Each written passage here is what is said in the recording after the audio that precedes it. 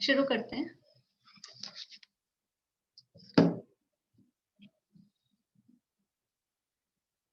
मोक्षमार्गस्य नेतारम् वेत्तारं कर्म भूभृताम् ज्ञातारं विश्वतत्त्वानां वन्दे तद्गुणलब्धये वन्दे तद्गुणलब्धये।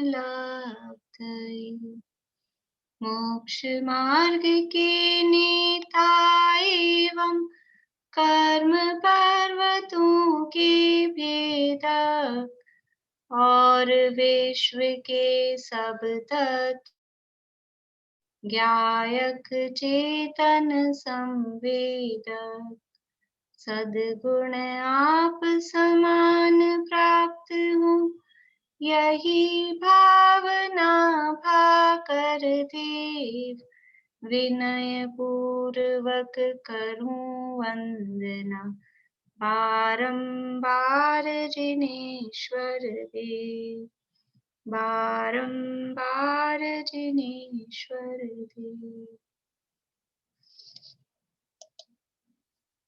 सूत्र किनको सुनाने हैं?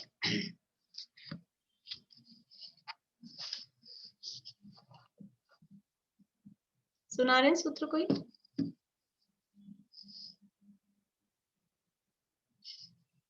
हाँ, स्नेह जी बोलिए। चलिए, आज हमको शुरू करना है 8 कर्मों के जो मूल कर्म प्रकृतियां हैं उनके आश्रव के कारण क्यों ये कर्म बंधते हैं। कल हमने देखा था 3 तरह के कर्म थे। कौन कौन से 3 तरह के कर्म थे? कल जो 3 तरह के कर्म देखे थे, निर्मल जी बताइए।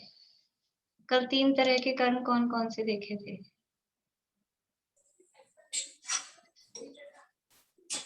शशि जी का ऑन हो गया। रुकिए, आप अनम्यूट ही हैं, वो म्यूट ही हैं, अनम्यूट करिए। हाँ, भाव कर्म, नो कर्म, द्रव्य कर्म। बढ़िया।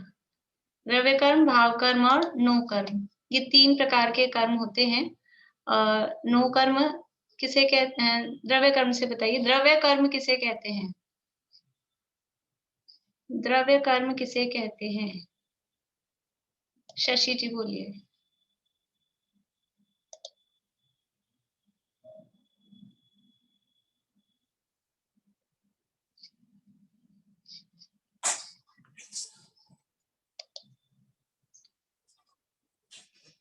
बता रहे हैं आप? हाँ, जैसे ज्ञाना वर्णादि कर्मों का कर्माण वर्गना जीव का कर्म रूप परिणमन हो जाता है वो कर। बढ़िया।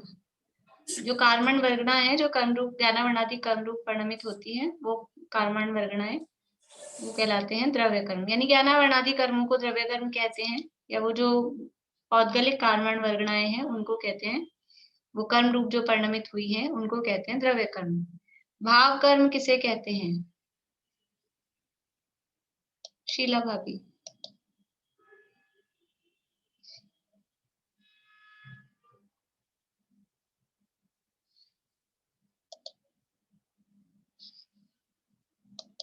अनम्यूट नहीं हुआ, अनम्यूट करिए। मोह राग द्वेष भाव को, मोह राग द्वेष आदि भावों को भाव कर्म कहते हैं। बढ़िया। और नो कर्म किसे कहते हैं? रीना भाभी।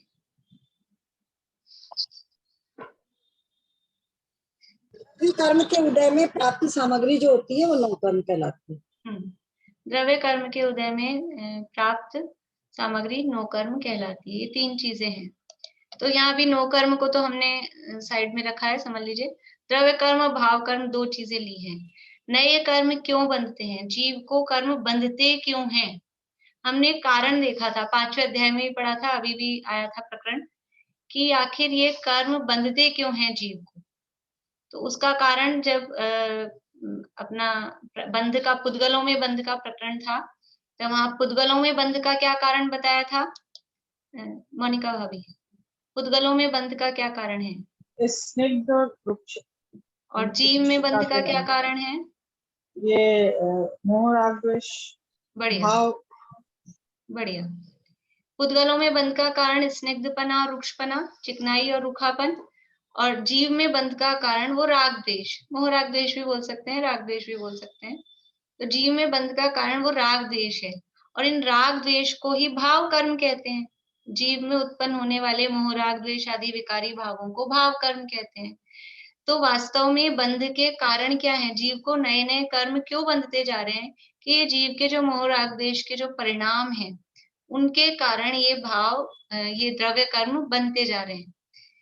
तो ये जीव को ये भाव क्यों उत्पन्न हो रहे हैं? जीव को मोह राग द्वेष के परिणाम ये उत्पन्न क्यों हो रहे हैं? क्या ये जीव का स्वभाव है? मोह राग द्वेष परिणाम क्या जीव का स्वभाव है? रश्मि जी बताइए, मोह राग द्वेष के परिणाम जीव का स्वभाव है क्या?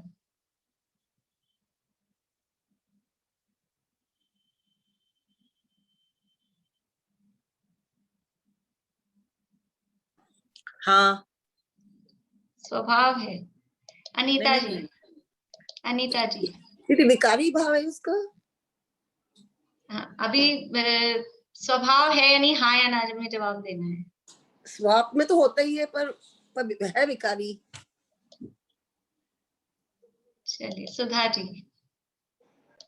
नहीं, जीव का तो नहीं है, जीव का स्वभाव तो शुद्ध ज्ञान, शुद्ध वो है। बस अभी हाँ और ना में ही जवाब देना है, अपना हाँ ना वाला ही पेपर है, ज्यादा नहीं बोलना है आगे।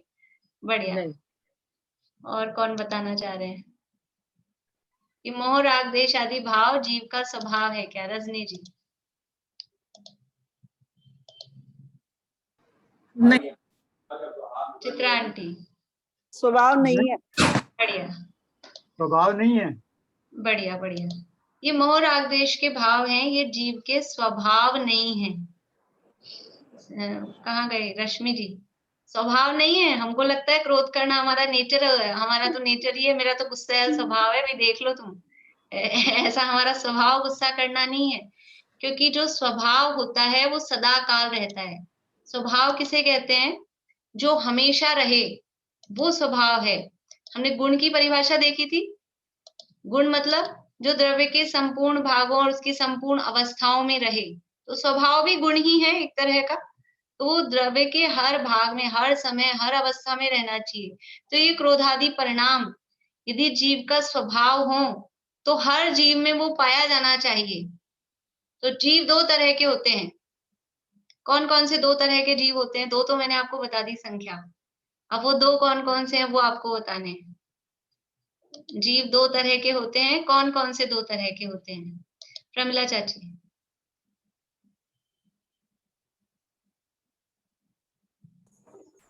संसारी और मुक्त। बढ़िया, बहुत बढ़िया। जीव दो तरह के हैं, संसारी और मुक्त। तो अगर यदि मोह राग द्वेष जीव का स्वभाव हो तो हमको देखना है कि संसारी जीवों में भी पाया जाए और मुक्त जीवों में भी पाया जाए, क्योंकि जीव की हर अवस्था में पाया जाना चाहिए। तो मोह राग द्वेष को हम ढूंढने जाएंगे तो संसारियों में हमको मिल जाएगा, नारकियों में भी, तिर्यंचों में भी, मनुष्यों में भी, देव में भी। सामान्य रूप से संसारी जो है उनमें हमको मिल जाएगा मोह राग द्वेष है, ठीक है। लेकिन मुक्त जीव कौन से होते हैं? पीरू जी, मुक्त जीव कौन से होते हैं? सिद्ध भगवान। बहुत बढ़िया, सिद्ध भगवान मुक्त जीव हैं। अनंतों को भी हम अभी मुक्त में ले लेंगे, वो भी भगवान है। अनंत फ्लेक्सिबल हैं, कभी संसारियों में एडजस्ट कर देते हैं, कभी मुक्त में। तो अभी हम उनको मुक्त में ले रहे हैं। तो हम देखेंगे अरहंत और सिद्ध भगवान में मोह राग द्वेष पाए जा रहे हैं क्या? बताइए। मैं बताऊं? रुकिए, रेखा जी बोलिए। अरहंत और सिद्ध भगवान में मोह राग द्वेष होते हैं क्या? अनम्यूट करिए। नहीं, उसमें नहीं होते, क्योंकि उनके जो घाती कर्म नष्ट हो जाते हैं, इसलिए उनमें ये स्वभाव नहीं होता।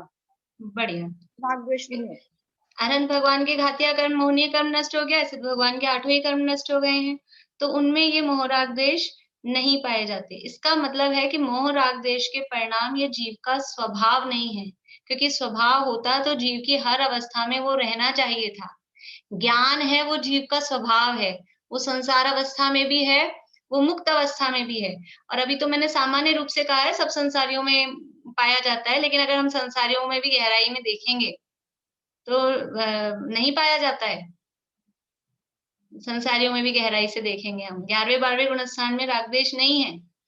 हमने देखा था कषाय कहाँ तक है, 10वें गुणस्थान तक है, बारीकी में भी देखें और वैसे भी देखें तो हर समय हर जीव को कोई ये कषाय दिखाई दे ऐसा नहीं है। तो ये जीव का स्वभाव नहीं है, ये विभाव है।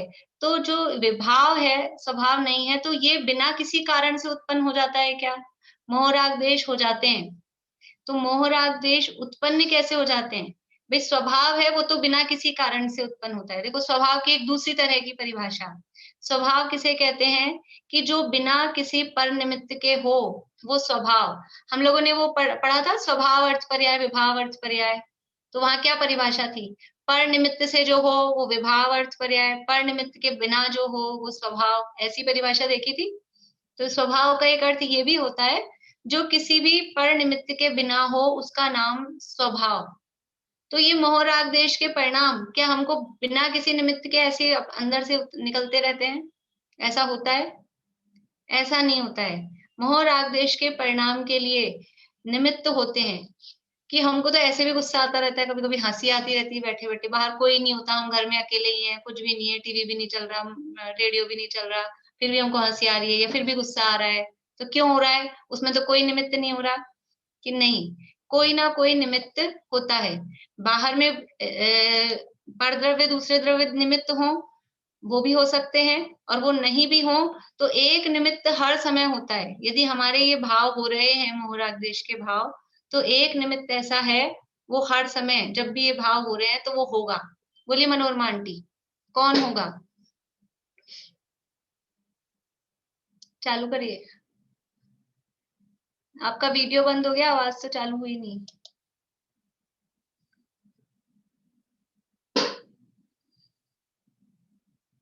चलिए मीनू दी आप बोलिए। अपना स्वयं का शरीर वो तो हमेशा साथ है ना? नहीं नहीं, मतलब नीलम भाभी बोलिए। भाव कर्म जो हमेशा हमारे साथ जो मोह राग द्वेष अंदर अंदर चल रहे होते भाव हैं, कर्म तो हो ही रहे हैं, भाव कर्म का कारण पूछ रहे हैं कि उसके लिए निमित्त कौन होगा। मनोरमा आंटी आप आवाज चालू करिए। जो अंदर ही अंदर कर्म बन रहे हैं, जो राग द्वेष नहीं नहीं नहीं, पर निमित्त से होंगे, राग द्वेष भी और भाव कर्म भी। आप लोग प्रश्न नहीं समझ रहे। प्रश्न ये है राग द्वेष तो हो रहे हैं, वो राग द्वेष में निमित्त कौन हो रहा है? बाहर में कोई व्यक्ति नहीं दिख रहा, कोई वस्तु नहीं दिख रही, तो फिर कौन निमित्त हो रहा है? बोलो प्रीति। द्रव्य कर्म। द्रव्य कर्म, बहुत बढ़िया। यानी बाहर में कोई वस्तु व्यक्ति जो भी है वो तो नो कर्म कहे जाते हैं, वो नहीं भी हो, वो हो भी सकते हैं, होते ही हैं 99% कोई ना कोई, क्योंकि कभी कभी हमको पुरानी बातें सोच सोच के गुस्सा आता है या हंसी आती है, जो भी है, तो वो उसमें निमित्त बन रहे हैं। लेकिन वो होते हुए भी जब वो हो रहे हैं, वो हैं, तब भी द्रव्य कर्म एक निमित्त हमेशा होता है। यानी हमको गुस्सा आ रहा है, हमको राग द्वेष हो रहे हैं, तो एक द्रव्य कर्म का उदय हर समय निमित्त होता है। तो भाव कर्म जो हमने किए उससे बंधा द्रव्य कर्म, और ये भाव क्यों हुए? क्योंकि द्रव्य कर्म का उदय। कल हमने एक सर्किल बनाया था, भाव कर्म से द्रव्य कर्म हुए, द्रव्य कर्म से फिर भाव हुए, फिर ये भाव हुए, उससे कर्म बंधे, और ये जो कर्म बंधे उससे फिर भाव हुए। तो ऐसा ये एक चक्र चलता है।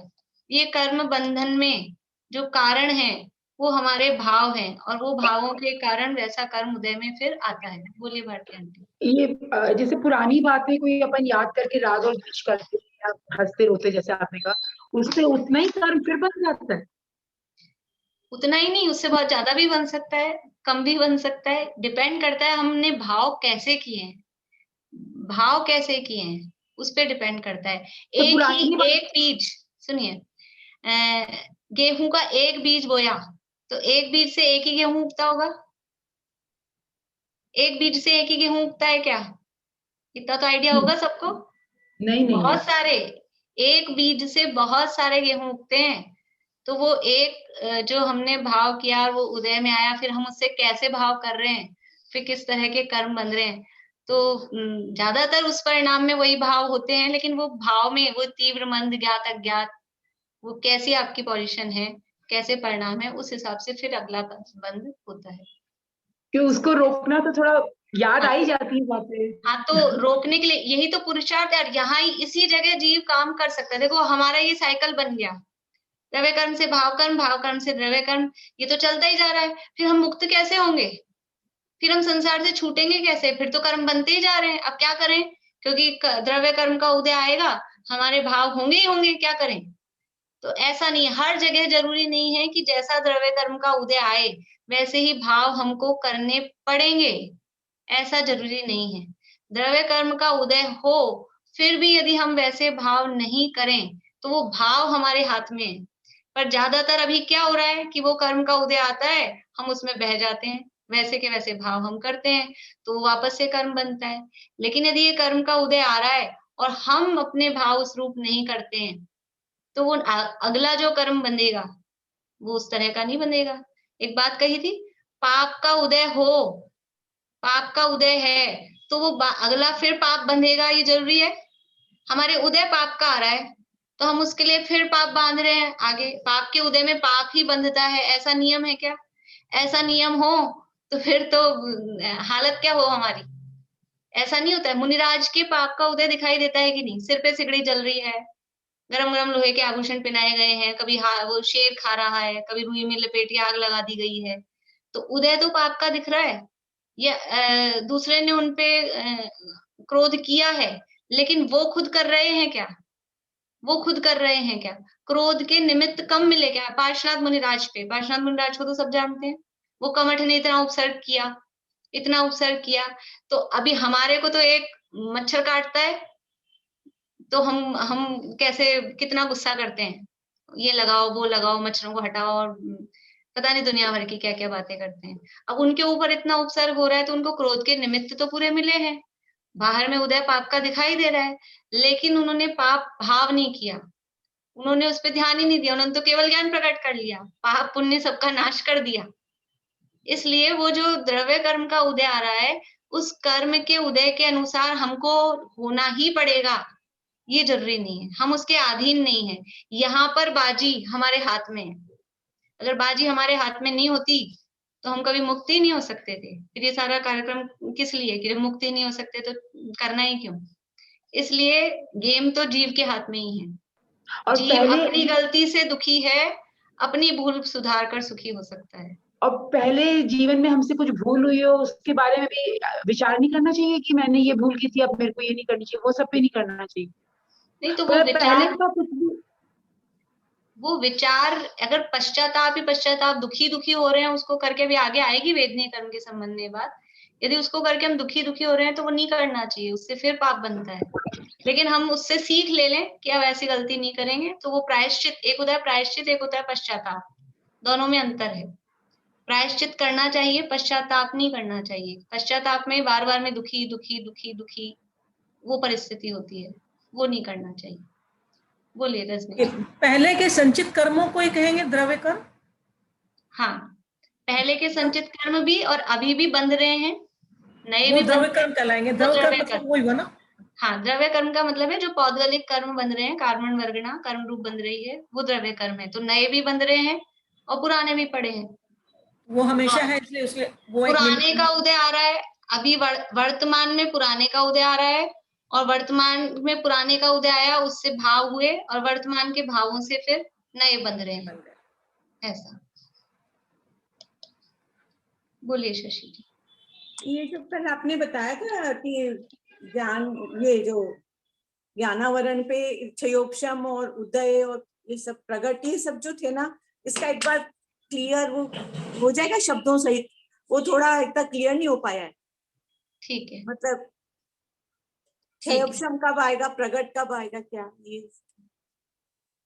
तो यहाँ हम आप बात कर रहे हैं 8 कर्मों के आश्रव के कारणों की। तो 8 कर्म हैं, उनमें पहला कर्म है ज्ञानावरण, दर्शनावरण, दोनों इकट्ठे ले लें। ज्ञानावरण और दर्शनावरण 2 कर्म हैं, और दोनों का स्वरूप क्या है?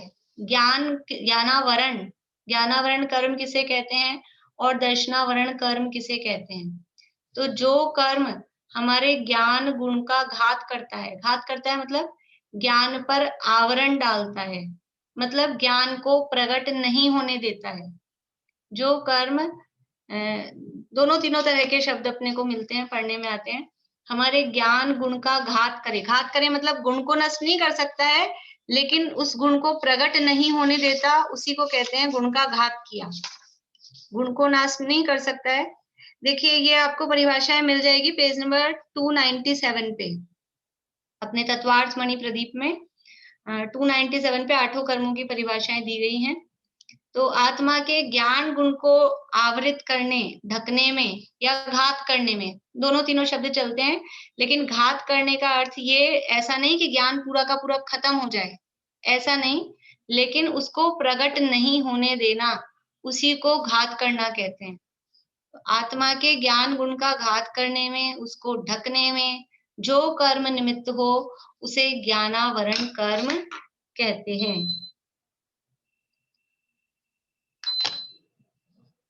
और इसी तरह से आत्मा के दर्शन गुण का घात करने में, दर्शन गुण को आवृत करने में, ढकने में जो कर्म निमित्त हो उसे दर्शनावरण कर्म कहते हैं। ये 2 कर्म हैं, जो ज्ञान को ढके, ज्ञान पर आवरण डाले, वो ज्ञानावरण, जो दर्शन को ढके, दर्शन पर आवरण डाले, वो दर्शनावरण। और दोनों का नेचर कैसा है? ज्ञानावरण कर्म का नेचर है पर्दे के समान। कल आपको उदाहरण बताया था, जैसे कोई वस्तु पे पर्दा पड़ा है, अभी खिड़की पे पर्दा लगा है, तो पीछे क्या हो रहा है हमको नहीं दिखाई देता है, पर्दा लग जाता है तो वो हमारे ज्ञान को आवृत कर दिया, अब हम पीछे का नहीं देख पा रहे हैं। तो पर्दे के समान काम करता है ज्ञानावरण। और दर्शनावरण कर्म किसके समान काम करता है? दर्शनावरण काम करता है, समझ लो द्वारपाल शब्द उसके लिए आता है, जो वॉचमैन होता है, अपना गेट कीपर होता है, उसके समान, चौकीदार। कि वो दर्शनावरण कर्म ऐसा है कि वो दर्शन नहीं होने देता। मंदिर में बाहर चौकीदार खड़ा कर दिया, मंदिर तो ऊपर जाकर है पहली मंजिल पे, और नीचे गेट पे चौकीदार खड़ा है, तो वो ऊपर नहीं जाने दे रहा, नहीं, मना कर दिया है, कोरोना में अंदर नहीं जाना है किसी को भी। तो अब भगवान के दर्शन भी नहीं हो पा रहे हैं, बिल्कुल भी हमको पता नहीं चल पा रहा है कि कैसे भगवान है, अंदर मूर्ति कैसी है, मंदिर कैसा है, तो वो कहलाता है दर्शनावरण। और विशेष चर्चा अपन 8वें अध्याय में करेंगे ही, अभी इतना तो समझ लें। ज्ञानावरण का काम पर्दे के समान है, दर्शनावरण का काम द्वारपाल के समान है। ये हमारे ज्ञान गुण को और दर्शन गुण को प्रकट नहीं होने देते हैं, घात करते हैं। तो ये क्यों नहीं प्रकट होने दे रहे? इनका हमने क्या बिगाड़ा है? कि आपने इनका कुछ नहीं बिगाड़ा है, आपने इनको इनवाइट किया है। हमने इनको इनवाइट किया है। किसको इनवाइट किया है? ज्ञानावरण को और दर्शनावरण को। कि हमने तो नहीं इनवाइट किया, कि हमने ही इनवाइट किया है। हमने ऐसे भाव किए थे जिनसे इनविटेशन इनको पहुंचता है, जिनसे ये आकर्षित होते हैं और ये बंधते हैं। तो वो कौन से परिणाम हैं जिन परिणामों से हमें ये ज्ञानावरण कर्म बंधता है? और इसका फल क्या आता है ज्ञानावरण कर्म का? कि हमारा ज्ञान कम हो जाता है, हमें याद नहीं रहता है, हमें भूल जाते हैं, याद रखना चाहते हैं लेकिन याद नहीं रहता है, बहुत कम कम कम ज्ञान हो जाता है। तो वो क्यों हो जाता है उसके कारण यहाँ पर बताए हैं। देखिए सूत्र नंबर 10।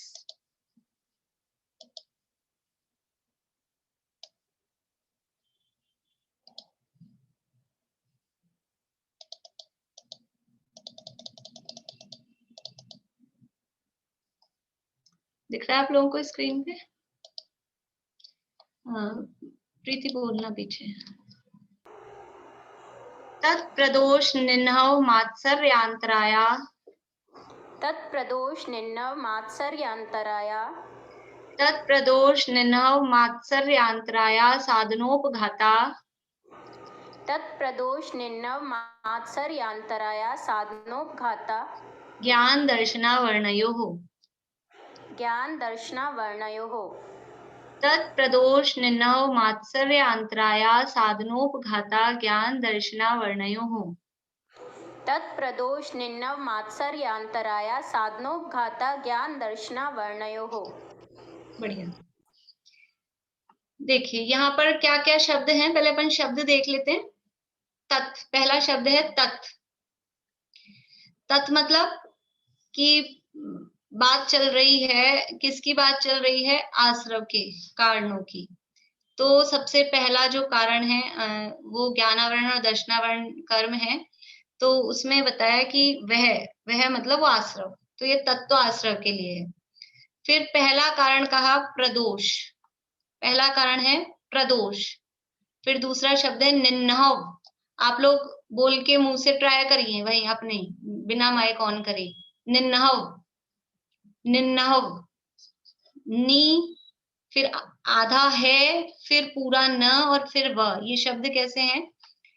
नी, फिर आधा है तो है इसमें आधा, निह नव, निन्नव। ठीक है, ये ऐसा लिखते हैं, ऐसा अपने को लगता है पूरा है, लेकिन है आधा, न है पूरा। प्रदोष, निन्नव, मात्सर्य, तीसरा शब्द है मात्सर्य। चौथा शब्द है अंतराय। अंतराय तो सरल है, अंतराय।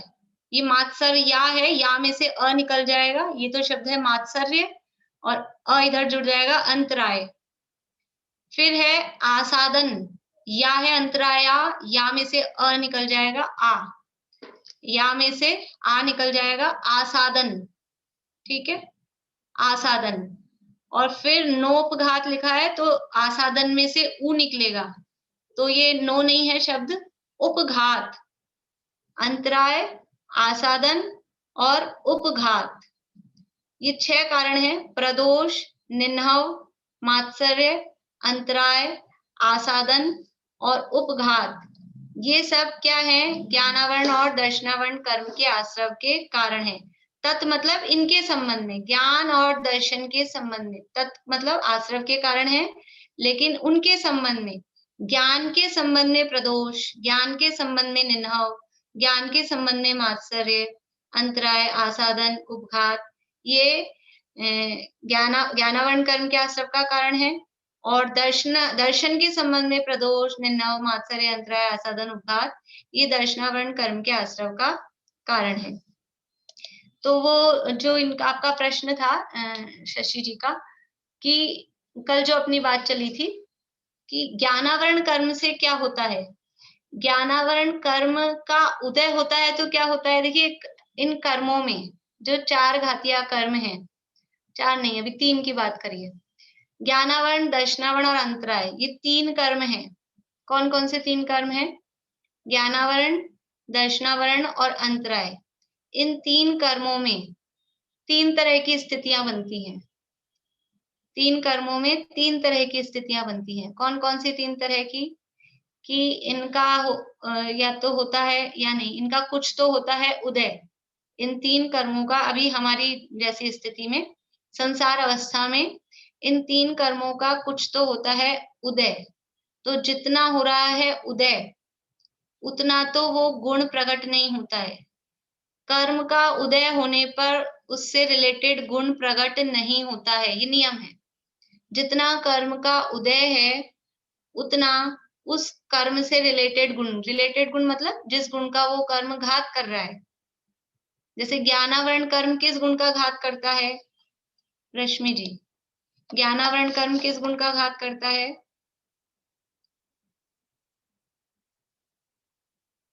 ज्ञान गुण का घात करता है। ज्ञान गुण का, तो इसको हम बोल रहे हैं कर्म से रिलेटेड गुण, ठीक है ना। ज्ञानावरण कर्म ज्ञान गुण का घात करता है। दर्शनावरण कर्म किस गुण का घात करता है? उषा जी आप बताएंगे। दर्शनावरण कर्म किस गुण का घात करेगा? दर्शन गुण का, बढ़िया। और अंतराय कर्म किस गुण का घात करता है? आशा आंटी। वीर्य का। वीर्य गुण का, बहुत बढ़िया। अंतराय कर्म है वो वीर्य गुण का घात करता है, शक्ति का, ताकत का। तो ये 3 कर्म हैं तो जितना कर्म का उदय होता है उतना वो गुण प्रकट नहीं हो पाता है। ठीक है, जितना कर्म का उदय, आप लोग ऐसे कैसे लिख लीजिए जो लिख रहे हैं अभी समझने के लिए, याद करने के लिए। जितना कर्म का उदय है उतना वो गुण प्रकट नहीं हो पाता है। ठीक है, अब दूसरी स्थिति इसमें होती है क्षयोपशम। दूसरी स्थिति क्या होती है? क्षयोपशम। अभी क्षयोपशम का अर्थ मैं नहीं बता रही हूँ, लेकिन बस कोई शब्द है इतना समझ लीजिए कि क्षयोपशम होता है। करेंगे अपन आगे उसकी भी चर्चा करेंगे, लेकिन तब तक आपको और अच्छा समझ में आने लग जाएगा, तब कर लेंगे। क्षयोपशम होता है, एक हुआ उदय, एक हुआ क्षयोपशम। तो इन तीनों का जितना क्षयोपशम होता है, ज्ञानावरण का, दर्शनावरण का और अंतराय का, जितना क्षयोपशम होता है उतने ये गुण प्रकट होते हैं। ठीक है, जितना इन कर्मों का उदय है उतने ये गुण प्रकट नहीं है, और जितना इन कर्मों का क्षयोपशम है उतने ये गुण प्रकट होते हैं। जैसे कि हमारे ज्ञानावरण कर्म का क्षयोपशम कितना है, तो हमारा ज्ञानावरण कर्म का क्षयोपशम बहुत अच्छा है, हमको बहुत ज्ञान प्रकट है, पांचों इंद्रियों से जानते हैं, मन से जानते हैं, और बहुत कुछ मनुष्य हैं तो वैसे ही बहुत कुछ हम जानते हैं। तो ये हमारा क्षयोपशम कहलाता है। आपस में अपन मनुष्यों में ही हमको ज्ञान में फर्क दिखाई देता है, किसी को एक बार में याद हो जाता है, किसी को 10 बार में याद होता है। तो ये क्षयोपशम का फर्क है, किसी का क्षयोपशम कमजोर है तो उनका ज्ञान कम प्रकट है, किसी का क्षयोपशम ज्यादा अच्छा है तो उनका ज्ञान ज्यादा प्रकट है, ऐसा। तो जितना कर्म का क्षयोपशम है इन तीनों का, उतना वो गुण, ज्ञान गुण, दर्शन गुण और वीर्य गुण, उतना प्रकट होता है। ठीक है, दो स्थितियां हो गई, एक उदय, एक क्षयोपशम। तीसरा है क्षय। क्षय मतलब नष्ट हो जाना। उदय और क्षय तो सरल है, आपको समझ में आते होंगे। उदय का मतलब है प्रकट होना, फल देना, और क्षय मतलब नष्ट हो जाना, खत्म हो जाना।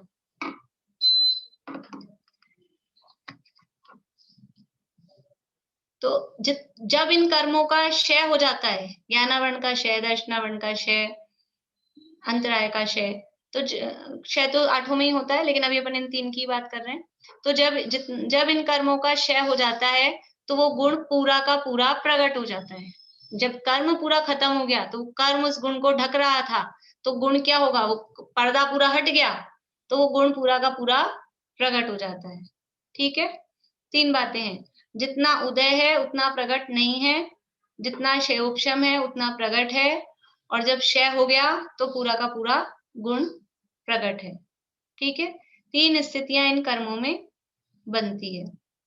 आगे कर्म जब पढ़ेंगे उनमें जो पोजीशन बनेगी वो आगे अपन देख लेंगे। तो ये अभी ज्ञानावरण और दर्शनावरण कर्म के संबंध में बता रहे हैं कि ज्ञानावरण और दर्शनावरण कर्म कैसे बंधता है, क्योंकि हमको ज्ञान में तो हीना दिखता भी दिखाई दे रही है। सबका ज्ञान एक सा है क्या? सबका ज्ञान एक सा है क्या? सबका ज्ञान एक सा नहीं है। तो ज्ञान में ये डिफरेंस क्यों है?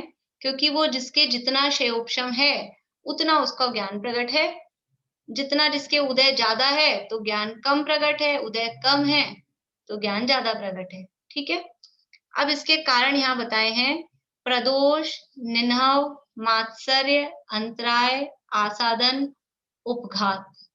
6 कारण यहाँ पर बताए गए हैं। यहाँ से अपन अर्थ पढ़ते हैं।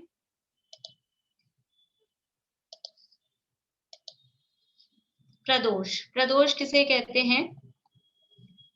शब्द से लगता है प्रदोष, प्र यानी प्रकृष्ट रूप, प्रकृष्ट दोष, दोष है कुछ, और दोष भी कैसा है, बहुत ही ऐसा दोष है, उत्कृष्ट जाति का दोष, मतलब बहुत ही खोटा काम है, ऐसा उसको कहा प्रदोष। तो क्या है प्रदोष? मोक्ष के साधनभूत दर्शन व तत्व ज्ञान के उपदेशक से ईर्ष्या भाव रखना प्रदोष है। यानी मोक्ष के साधनभूत दर्शन, मोक्ष के साधनभूत दर्शन मतलब कि जिस दर्शन, जिस धर्म, जिस मान्यता के माध्यम से मोक्ष जाया जा सकता है, जिस मान्यता को ग्रहण करके हम मोक्ष प्राप्त कर सकते हैं, जो मोक्ष जाने का साधन है, ऐसे मोक्ष के साधनभूत दर्शन और दूसरा दर्शन शब्द का अर्थ जो दर्शन गुण की बात चल रही है यहाँ पर, वो तो है। यहाँ दोनों के कारण एक साथ बताए जा रहे हैं। तो मोक्ष के साधनभूत जो दर्शन है और तत्व ज्ञान का उपदेशक, तत्व ज्ञान जो हमको बता रहे हैं, यानी मोक्ष जाने के लिए जिस माध्यम की, जिस साधन की आवश्यकता है, जितना ज्ञान चाहिए, मोक्ष जाने का योग्य जो बातें हमको पता होनी चाहिए, हम मोक्ष कैसे जा सकते हैं, ऐसा कोई उपदेश दे रहा है। यानी सीधी सीधी सी भाषा में कहें, हमें धर्म का जो उपदेश दे रहा है। तो धर्म और धर्म का उपदेश देने वालों की ईर्ष्या भाव रखना, उनसे जलना। कोई धर्म का उपदेश दे रहा है, कोई सुखी होने का उपाय बता रहा है, उनसे ईर्ष्या भाव रखना। ये क्यों बता रहे हैं? उनसे जलना, ये नहीं बताना चाहिए। उनकी प्रशंसा नहीं सुहाना, किसी की बड़ाई हो रही हो, जो कोई अच्छा तत्वज्ञानी हो, मोक्ष का मार्ग बताता हो, उपदेश देता हो, धर्म का उपदेश देता हो, तो उसकी प्रशंसा नहीं सुहाए। ऐसी जो स्थिति है, ईर्ष्या भाव रखने का मतलब यही है। ईर्ष्या भाव का मतलब क्या है? कि जिसकी प्रशंसा हमको नहीं सुहाए, दूसरे से हमको ईर्ष्या होती है, तो उसकी कोई प्रशंसा करता है तो अच्छी नहीं लगती, अंदर जलन होती है। जलना बोलते हैं ना, जलते हैं उससे। तो ऐसे तत्व ज्ञान के उपदेशकों से ईर्ष्या रखना, जलना, उपदेश नहीं सुहाना, वो कहलाता है प्रदोष। तो ऐसा परिणाम यदि है कि यदि कोई धर्म का उपदेश दे रहा है, तत्व का उपदेश दे रहा है, वो सुहा नहीं रहा है, उसकी प्रशंसा नहीं सुहा रही है, उससे ईर्ष्या भाव हमको हो रही है, तो वो ज्ञानावरण के आश्रव के कारण है। उससे ज्ञानावरण कर्म बंधता है। इसी तरह से दर्शन गुण के संबंध में यदि कोई धर्म दर्शन का उपदेश दे रहा है, तो वो दर्शनावरण कर्म के आश्रव का कारण होता है। अभी हमको कहीं ऐसा, तो हम ये जो कारण बताए जा रहे हैं, हमको दूसरे का नहीं देखना है कि ये ऐसा करता है, ये जलता है, इधर उधर उंगली नहीं जानी है। इधर देखना है कि ऐसे परिणाम हमारे हो रहे हैं क्या, ऐसे परिणाम हमको होते हैं क्या। दूसरा कोई धर्म का, तत्व का उपदेश दे रहा हो तो हमको नहीं सुहा रहा है, हमको जलन हो रही है, किसी की बड़ाई हो रही है, कोई दूसरा समझ लीजिए पढ़ा रहा है, बात बता रहा है, उसकी प्रशंसा हमको नहीं सुहा रही है, अगर ऐसा हो रहा है तो ये प्रदोष नाम का ये दोष है, आश्रव का कारण है, ज्ञानावरण कर्म से बंधता है। तो हमारा जो प्रश्न है, हमारे को याद नहीं होता कि हमने कभी ना कभी पूर्व में ऐसे परिणाम किए होंगे, हमें तत्व ज्ञान की बात सुहाई नहीं होगी, जलन रखी होगी, उसके कारण से हमें ऐसा कर्म बंधा है। फिर आगे है निन्नव। निन्नव किसे कहते हैं? निन्नव है मुक्ति के कारणभूत ज्ञान व दर्शन का अपलाप करना, निन्नव है। मुक्ति के कारणभूत ज्ञान व दर्शन, देखिए यहाँ सामान्य ज्ञान, यहाँ मुख्य रूप से बात चल रही है, यहाँ मुक्ति के, मोक्ष के, ऐसा तो प्रयोजन है मोक्ष का, इसलिए मुक्ति के कारणभूत शब्द यहाँ दिया गया है। पर सामान्य रूप से भी यदि हम दूसरे के, किसी के भी ज्ञान में बाधा वगैरह डालते हैं तो उससे ज्ञानावरण कर्म बनता ही है। तो मुक्ति के कारणभूत ज्ञान व दर्शन का अपलाप करना, अपलाप करने का मतलब क्या है? ज्ञान को छुपाना। ज्ञान को छुपाना कैसे? एक निन्नव शब्द, आप लोग यदि पूजन करते हो तो सम्यक ज्ञान, रत्नत्रय की पूजन जब करते हैं, सम्यक ज्ञान के अंग होते हैं, 8 अंग सम्यक ज्ञान के हैं, उसमें भी एक अनिन्नवाचार ऐसा उसमें अंग आता है सम्यक ज्ञान के अंगों में। वहां भी वही अर्थ है कि वहां नाम गुरु न छिपाइए, ऐसा उसमें पूजन में शब्द दिया है। तो वहां भी उसका अर्थ वही छिपाना, यहाँ भी छिपाना, कि मुक्ति के कारणभूत ज्ञान और दर्शन का अपलाप करना यानी छुपाना। हमें कोई बात पता है, मुझे कुछ बात पता है, लेकिन मैं उसको नहीं बताऊं आपको। मैं आपको बताऊंगी तो आप भी ज्ञानी हो जाओगे, मैं आपको बताऊंगी तो आप भी धर्मात्मा हो जाओगे, आप भी मोक्ष चले जाओगे, इसलिए आपको नहीं बताऊंगी। तो ऐसा करना ये है निन्नव। मोक्ष जाने योग्य ज्ञान को छुपाना, ये देखिए धार्मिक में तो ऐसा कम चलता है, जो केवल नंबर, जैसे मान लीजिए धार्मिक एग्जाम हो रहा हो तो खाली जिनको नंबरों की इच्छा हो बस, वरना धार्मिक लोग तो ऐसा नहीं करते हैं, वो तो एक दूसरे को पढ़ाते हैं, बता देते हैं, ठीक है। एग्जाम में नहीं, एग्जाम से पहले जब तैयारी करते हैं तब। लेकिन स्कूल में क्या होता है? स्कूल में, स्कूल टाइम में, यानी आप सब अपने अंदर फील करना कि यदि हम अच्छे टॉपर्स में रहे हों, अच्छी यानी जिनकी रैंक आती हो, तो हम पढ़ाई करते थे। तो पहले तैयारी करते हैं, भी कोर्स करना चालू कर देते, फाइनल एग्जाम आने वाले हैं। तो हमारी फ्रेंड पूछे, तेरा कितना कोर्स हो गया? मैं तो कुछ पढ़ा ही नहीं अभी तक, तो मेरी तो तैयारी ही नहीं हुई। एक जवाब फिक्स होता था, अभी तो मेरी तैयारी नहीं। इसको बता देंगे तो ये हमसे ज्यादा पढ़ने लग जाएगी, और ज्यादा पढ़ने लग जाएगी, तो फिर ये फर्स्ट आ जाएगी। तो अपन तो ये कहते थे मेरी तो तैयारी ही नहीं हुई और मेरा तो पेपर बिल्कुल खराब हुआ, ऐसा उसको कहते थे। ये एक मतलब 99% लोगों में इस तरह की भावना रहती है कि एक दूसरे को नहीं बताना। अगर कंपटीशन चल रहा है कि कभी ये फर्स्ट आ रहा है, कभी ये फर्स्ट आ रहा है, तो ये इस तरह की भावना ये रहती है। ये है निन्नव, छुपाना, ज्ञान को छुपाना। अभी घर गृहस्थी में मुझे रसगुल्ले बनाने आते हैं, आपने पूछे बहुत अच्छे लगे, कैसे बनाए? तब मैं आपको बता दूंगी, तो फिर आप बनाने लग जाओगे, आप मेरे से अच्छे बनाने लग जाओगे, तो लोग आपकी बड़ाई करेंगे, मेरी बड़ाई नहीं करेंगे। तो नहीं बताना, क्यों बताएं? नहीं बताएंगे। ऐसा किसी भी तरह के ज्ञान को छुपाना, वो कहलाता है निन्नव। अपलाप करना मतलब उसको छुपाना। बोलिए मतलब रश्मि। निन्नव का मतलब ही वो हुआ क्या, अपलाप करना? हाँ, अच्छा, ठीक है। तो यहाँ तो मोक्ष मार्ग का प्रकरण है, इसलिए मुक्ति के कारणभूत। लेकिन लोक व्यवहार में भी जो भी कुछ ज्ञान की बातें हैं, तो ज्ञान को छुपाना वो कहलाता है निन्नव। और इसी तरह से इसमें जो मैंने वो सम्यक ज्ञान के अंगों में कहा, वहां गुरु का नाम छुपाना, कि हमने सीखा पढ़ा किसी से, लेकिन हमने उनका नाम नहीं बताया। हाँ, ये तो मैंने अपनी बुद्धि से निकाला है। हमने किसी का सुना, किसी का पढ़ा, और उससे हम आपको पढ़ के सुना बता रहे हैं, तो उनका नाम या उनका बहुमान नहीं लाना और अपना ही नाम करना कि मैंने अपनी बुद्धि से इतना आपको पढ़ाया, इतना समझाया, ऐसा, तो वो भी निन्नव के अंतर्गत आएगा। तो ज्ञान से संबंधित जो बातें हैं, दर्शन से संबंधित जो बातें हैं, उनको छुपाना वो निन्नव कहलाता है। मुक्ति के कारणभूत ज्ञान व दर्शन का अपलाप करना वो निन्नव है। इसके बाद में है मात्सर्य। देखिए, निन्नव में मायाचारी मुख्य दिख रही है अपने को, छुपाना मायाचारी का परिणाम है। प्रदोष में ईर्ष्या का परिणाम मुख्य है। अब है मात्सर्य। मात्सर्य मतलब प्राप्त दर्शन व तत्व ज्ञान को ईर्ष्या भाव से नहीं देना, ये मात्सर्य है। यानी कि मुझे कुछ पता है लेकिन मैं दूसरे से जल्दी, जैसे अभी जो उदाहरण मैंने दिया आपको कि हमको दूसरे से ईर्ष्या है कि ये फर्स्ट नहीं आ जाए, तो वो ईर्ष्या भाव से फिर उसको नहीं बताना, ये मात्सर्य में मान कषाय की मुख्यता है। यदि मान कषाय के वश होकर ये काम कर रहे हैं तो मात्सर्य कहलाएगा, और मायाचारी पूर्वक कर रहे हैं तो वो निन्नव कहलाएगा। मतलब मिक्स जैसे है, मात्सर्य होता है तो निन्नव भी हो जाता है, निन्नव होता है तो मात्सर्य भी हो जाता है, दोनों चलते हैं इकट्ठे से। फिर है अंतराय। अंतराय का मतलब है किसी के दर्शन व ज्ञानाभ्यास में विघ्न डालना अंतराय है। कोई पढ़ाई कर रहा है, ज्ञानाभ्यास कर रहा है और उसमें विघ्न डाल दिया। कितनी तरह से विघ्न, मतलब मोटा विघ्न तो अपने को ऐसे दिखता है किसी को पढ़ने नहीं दे रहे, सुनने नहीं दे रहे, वो तो मोटा विघ्न है। लेकिन छोटी छोटी कोई पढ़ रहा है, हम उससे बातें करने लग गए, विघ्न हुआ कि नहीं हुआ? कोई पढ़ रहा है, उसके साथ बंद कर दिया, लाइट बंद कर दी। जो लोग कुछ ऐसी बुद्धि, ईर्ष्या वाली बुद्धि के होते हैं, वो इस तरह के काम करते हैं। और अन्य तरह से यहाँ अंतराय शब्द है। अंतराय का मतलब केवल ज्ञान और दर्शन के संबंध में समझना।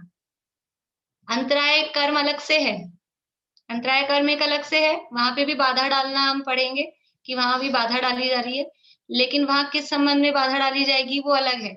यहाँ ज्ञान के संबंध में कि कोई पढ़ रहा है, सुन रहा है, उस ज्ञान के संबंध में जो बाधाएं डाली जा रही हैं, तो उससे ज्ञानावरण कर्म बनेगा, वो अंतराय नाम का कारण बनेगा उसमें।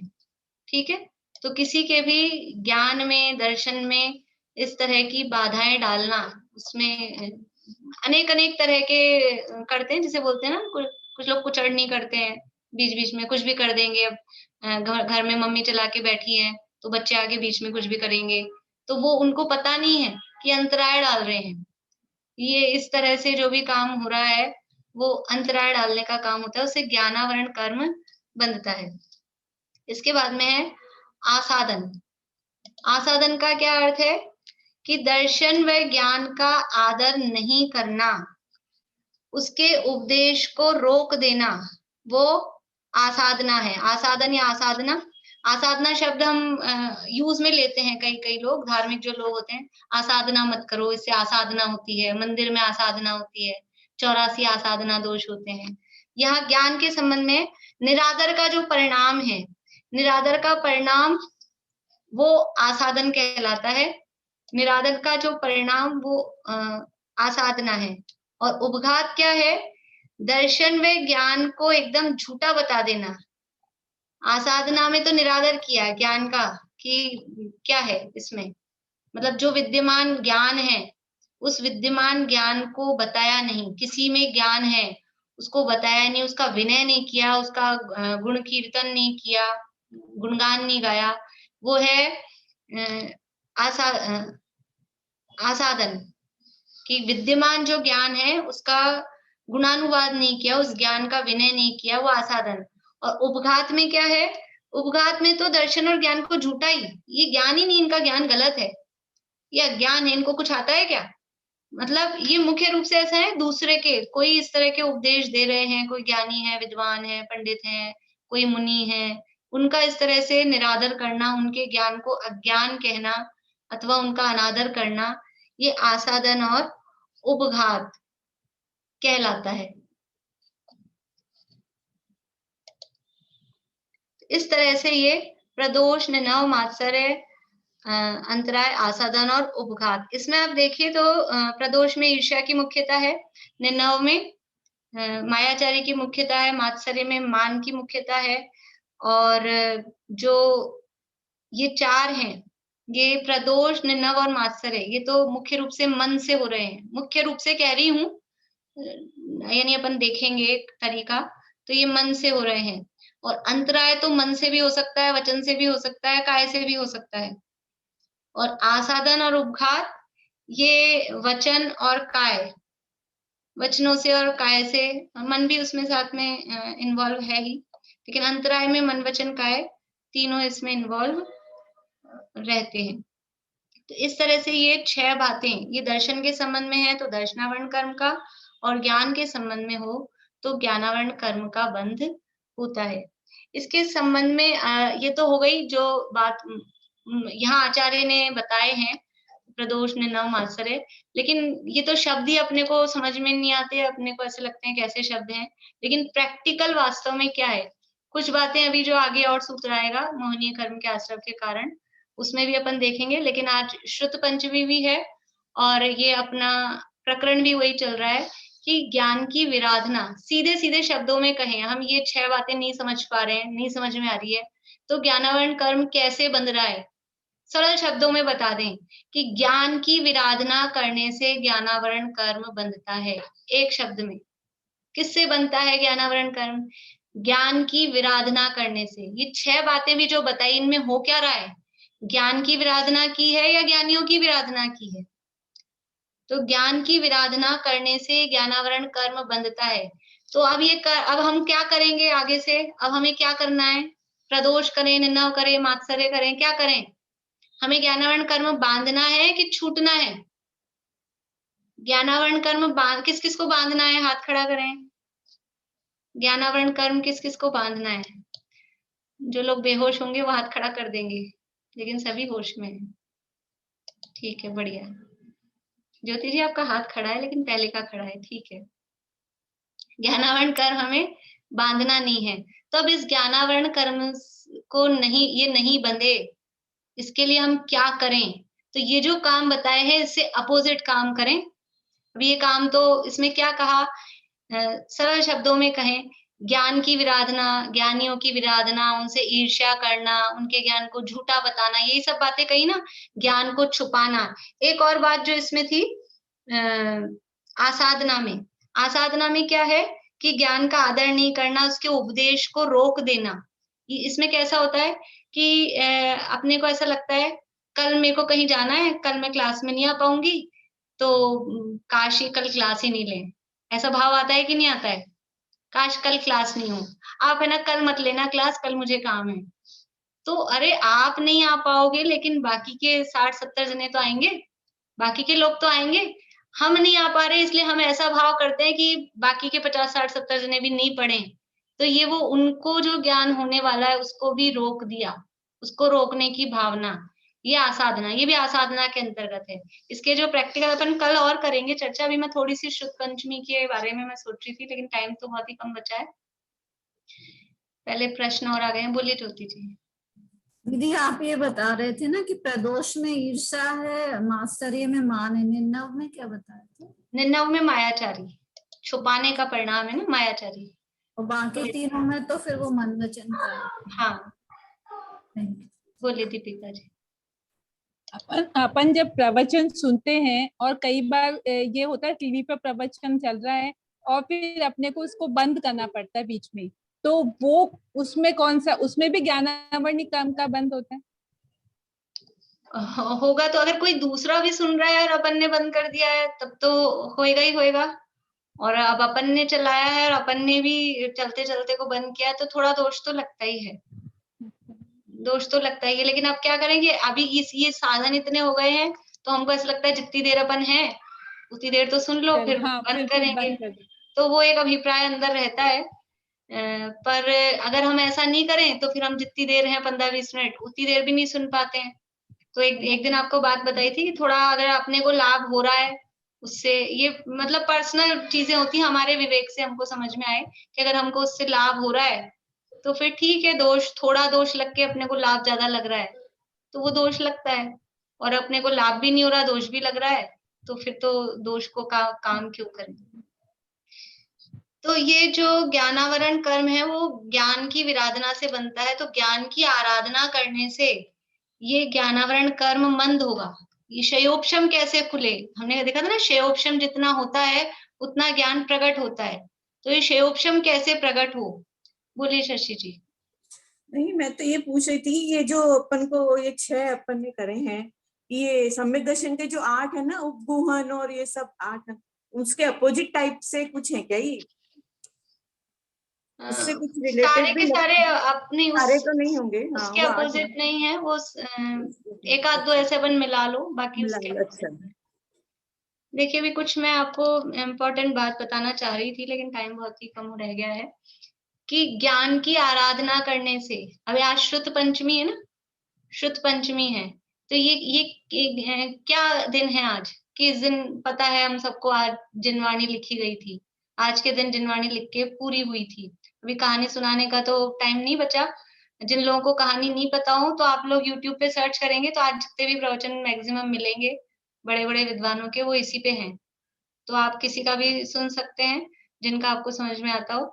तो कहानी तो फिर कभी देखेंगे अपन, जैसे प्रसंग होगा। लेकिन वास्तव में श्रुत पंचमी मनाना क्या है, कि उनको विकल्प आया धरसेनाचार्य को कि हम श्रुत की सुरक्षा करें, जिनवाणी का ज्ञान हमको प्राप्त है और ये ऐसे ही लुप्त हो जा रहा है, हम इसकी सुरक्षा करें। तो उन्होंने सुरक्षा कर दी, तो क्या उससे जिनवाणी सुरक्षित हो गई? क्या उससे जिनवाणी सुरक्षित हो गई? उससे नहीं, वो षटखंडागम लिखा गया, वो मालूम है आप लोगों को, केवल वहां मूढ़ में दर्शन मात्र, ऐसा वेस्टर्न में लिपटा हुआ, आप जाओ दर्शन करा देंगे, हाथ जोड़ लो, आपको रुपए चढ़ाने हो रुपए चढ़ा दो, बस।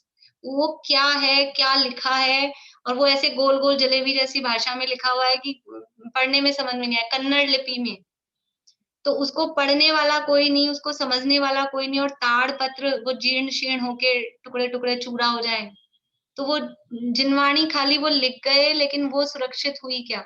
तो उसकी सुरक्षा, एक तो बाहरी सुरक्षा, एक द्रव्य रूप में सुरक्षा और एक भाव रूप में सुरक्षा। तो द्रव्य रूप में सुरक्षा में भी हम ये करते हैं, शुद्ध पंचमी है तो कवर चढ़ाओ, धूप दिखाओ, जिनवाणी की साफ सफाई करो, और हम क्या कर रहे हैं कि हम बहुत जिनवाणी और नहीं छपा रहे हैं। ये षटखंडागम लिख के, ये छप के कैसे, अभी छपा हुआ उपलब्ध है, बहुत लंबी कहानी है इसकी, कि वो खाली दर्शन कराते थे, वो छपने के लिए अलाउ नहीं करते थे, खोल के पढ़ने के लिए अलाउ नहीं करते थे। तो जिन लोगों ने प्रयास कर करके आज से 150 लगभग 100-150 साल पहले, 140 साल पहले लोगों ने प्रयास करके, पुराने जो कुछ लोग हुए उन्होंने इसको छपवाया और ये छपा और अब ये उपलब्ध है, पढ़ने को मिल रहा है। तो अभी हमको क्या हो पढ़ने को मिल रहा है तो क्या हो गया, कौन कौन पढ़ रहा है? वास्तव में जिनवाणी की सुरक्षा कब है कि वो लिख गए तो वो तो लिख गए, किसी ने छपा दी तो वो छप गई, लेकिन वो सुरक्षित कब होगी कि हम कवर चढ़ा के रखते हैं, हम प्लास्टिक का वो करके रखते हैं, हम ताम्र पत्रों पे खुदा खुदा के, दीवारों पे खुदा खुदा के, लेकिन वो सब भी है, वो सब भी सुरक्षा है। लेकिन असली सुरक्षा क्या है कि जिनवाणी को अपने अंदर सुरक्षित किया जाए। जो जिनवाणी हमारे अंदर आएगी वही सुरक्षित रहेगी। हम कहीं इस भव में पर भव में कहीं अकेले होंगे तो जो तत्व ज्ञान हमारे अंदर रहेगा वो सुरक्षित है।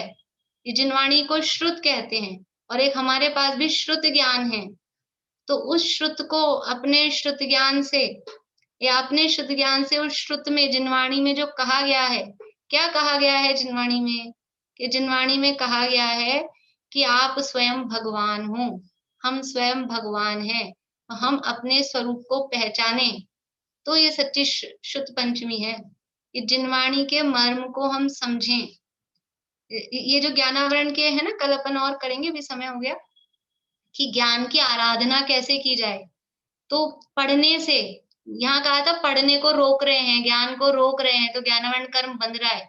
तो खूब पढ़ो, खूब पढ़ाओ, खूब पढ़ने वालों की अनुमोदना करो। कृत कारित अनुमोदना, तीनों का फल हमने देखा पीछे, वो पाप के संबंध में था। यहाँ ज्ञान के संबंध में हम ज्ञान प्राप्त करें, खुद प्राप्त करें, खुद पढ़ें, दूसरे को पढ़ने के लिए प्रेरित करें, और जो कोई पढ़ रहा हो उसकी अनुमोदना करें। ज्ञान की अनुमोदना का फल, कुंद आचार्य की कहानी पता होगी आप लोगों ने। पूर्व में ग्वाला थे और वो ग्वाला से कुंद कैसे बन गए कि एक शास्त्र उनको मिल गया, खुद तो ग्वाला मतलब अनपढ़ गवार, कुछ नहीं आता था, लेकिन उसको बहुमान, एक जो शब्द था यहाँ अभी वो जो सम्यक ज्ञान के अंग है उनमें है बहुमानाचार, बहुमान पूर्वक वो शास्त्र मिल गया। तो बहुमान पूर्वक कि कोई वो महान चीज है, क्योंकि वो शास्त्र जिस पेड़ में रखा था, पूरा जंगल जल रहा था और वो पेड़ नहीं जल रहा था क्योंकि उसमें वो शास्त्र रखा था। तो उसको समझ में आया कोई जरूर चमत्कार है इसमें। बहुत बहुमान पूर्वक भगवान की जैसे विनय करके उस शास्त्र को विराजमान किया। पढ़ना लिखना कुछ नहीं आता और बहुमान पूर्वक उसको मुनिराज को दिया, शास्त्र को। उस ज्ञान के बहुमान की वजह से वो कुंद बन गए, इतने शास्त्र उन्होंने लिखे। तो ये ज्ञान की आराधना, ज्ञान की आराधना से ज्ञानावरण कर्म कम होता है, यानी उसका क्षयोपशम बढ़ता है, ज्ञान प्रकट होता है। और ज्ञान की आराधना वो कैसे होगी कि ज्ञान की आराधना पढ़ने से, पढ़ाने से, पढ़ने वालों की अनुमोदना करने से, उनको लिए साधन उपलब्ध कराने से। जो पढ़ता है वो उनको, रत्नगंज शावकाचार में बहुत है, बहुत सारा जो लोग पढ़ते होंगे रत्नगंज शावकाचार में, कि इस ज्ञान के लिए पढ़ने वालों को पढ़ने के साधन उपलब्ध कराओ, उनके लिए व्यवस्था करो, उनको यानी क्या कहना चाहिए, आजीविका की तरफ से उनको फ्री कर दो। जिसके पास जैसी तन मन धन से, जिसके पास जैसी शक्ति हो, वो ज्ञान की आराधना में लगे। और ज्ञान की आराधना में लगेंगे तो ये ज्ञानावरण कर्म अपने आप ही मंद होगा। इस ज्ञानावरण कर्म का और कषायों का मतलब ज्ञान का और कषायों का, ज्ञानावरण का नहीं, ज्ञान का और कषायों का एंटी संबंध है। कषाएं बढ़ती है तो ज्ञान कम होता है, कषाएं कम होती हैं तो ज्ञान बढ़ता है। तो जब हम पढ़ेंगे, ज्ञान की आराधना करेंगे तो कषाएं कम होंगी, कषाएं कम होंगी तो ज्ञान अपने आप ही बढ़ेगा, और वो ज्ञान बढ़ के एक दिन वो केवल ज्ञान में के रूप में बदलेगा, केवल ज्ञान प्रकट होगा। तो ज्ञान की आराधना का फल केवल ज्ञान की प्राप्ति है। क्या है ज्ञान की आराधना का फल? कि केवल ज्ञान की प्राप्ति होती है। इसलिए हम सब आज श्रुत पंचमी का अवसर है, ज्ञान की आराधना का संकल्प करें। निश्चित रूप से नियम से हम स्वाध्याय करें। स्वाध्याय करने से समझ आती है, समझ आती है तो अपने आप समझ में आता है। हे उपादेय का निर्णय होता है। स्वाध्याय के 10 लाभों में एक लाभ है, हमें ये समझ में आता है क्या करने योग्य है, क्या नहीं करने योग्य है। तो खुद स्वाध्याय करते हैं, उसका बहुत बड़ा बेनिफिट है।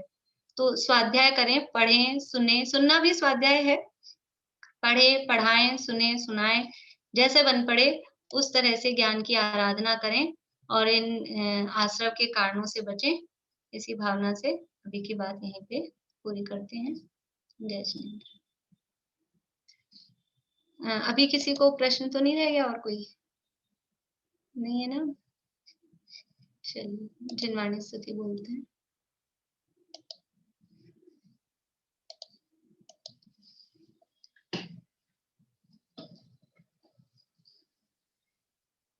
मन हर मदन तन वरन सुबरन सुमन सुमन समान ही धन धान्य पूरित संपदा अगणित कुबेर समान थी उर्वशी सी अंगनाएं संगिनी संसार की श्री कुंथ जिन तृण सम तजीली राह भव दधि पार